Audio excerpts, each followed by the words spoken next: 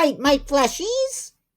Settle in, because today we're cracking open a new tale that proves sometimes a new dream home comes with a few nightmarish additions. And if I know nightmares, I know nightmares. Meet Tom and Christy. They found a perfect piece of land, a quiet spot in the country. What could go wrong, right? Well, let's just say this land has a history that's a little more lively than expected.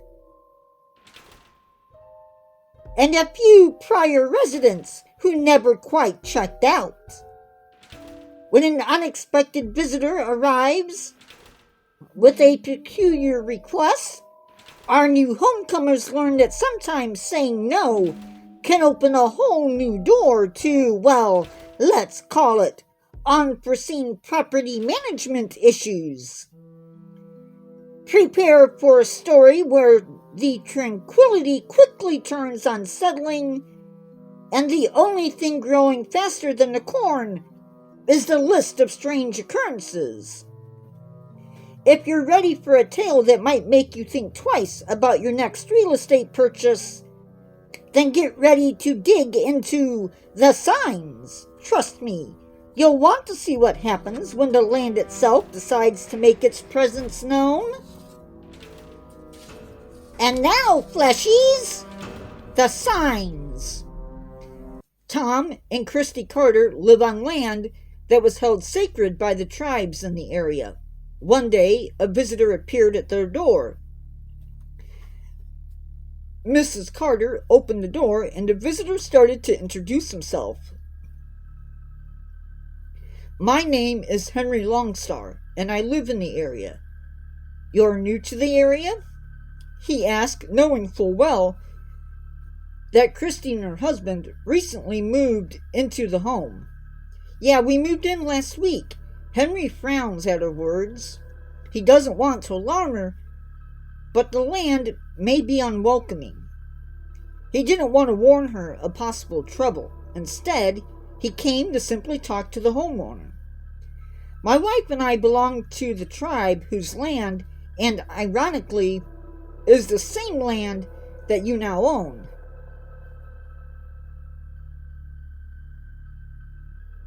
In the past, we've been allowed to visit the land behind the fields to tend to some ceremonies. I just wanted to see if we would still be allowed to keep our traditions. Christy frowns at the request.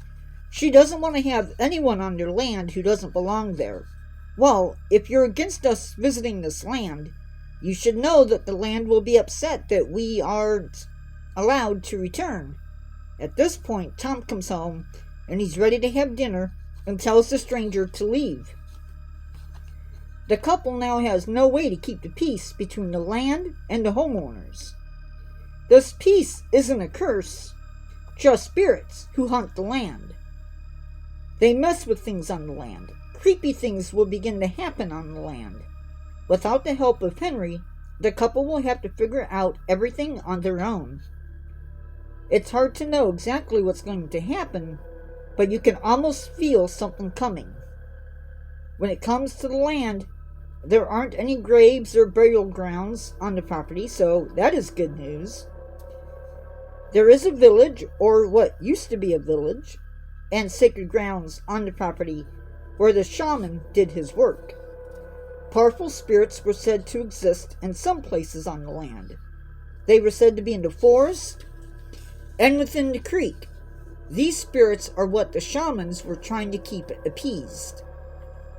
In the past, there were ceremonies that kept the peace between the world of men and the spirit world.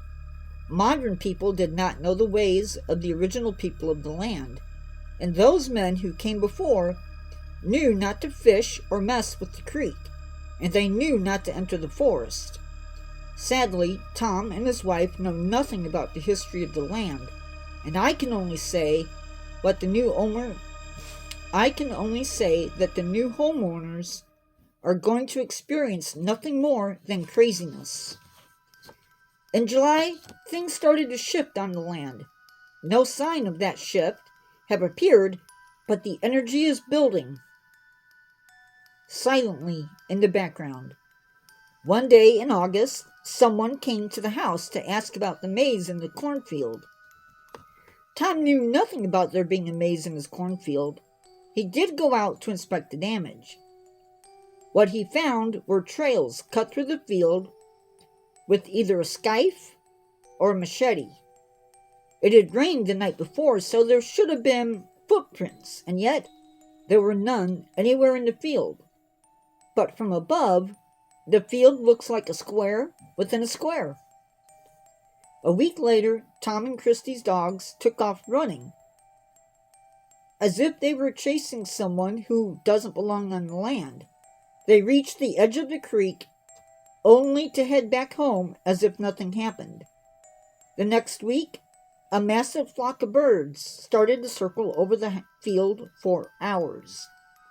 The birds never broke formation, and they never landed either.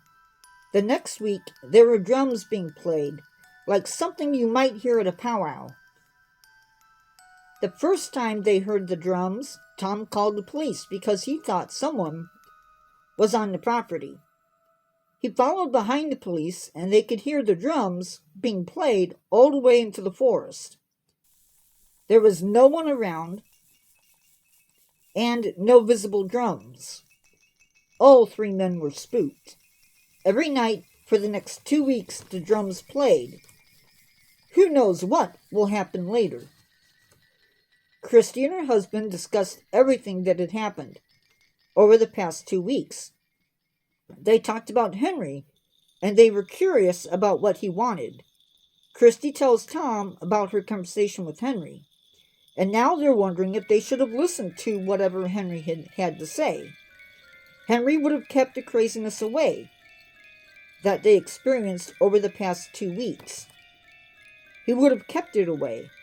Without his works and words, the supernatural forces went berserk. There's literally nothing keeping everything at bay. The birds, the pattern in the corn, and even the drums pointed to something being out there causing all manners of problems. Who knows what will happen next? The next day, though, something else was about to happen. The next day, the birds returned to the air. The flocks again circled the property.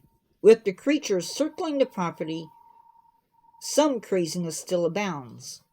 As the day moves on, another phantom emerges from the field. As the day moves on, another phantom emerges from the field. Here the phantom would again level part of the field. This loss of crops caused Tom to reach out to Henry. Henry agrees to help the couple. He tells Tom that they cannot be outside while he is working his magic. Or at least that's what he said. He also tells them that he will plead with the forces at work to leave the homeowners alone.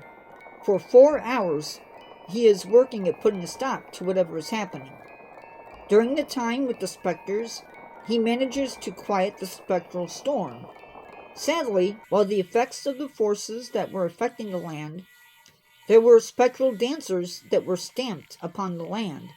He could do no more to quiet the events here.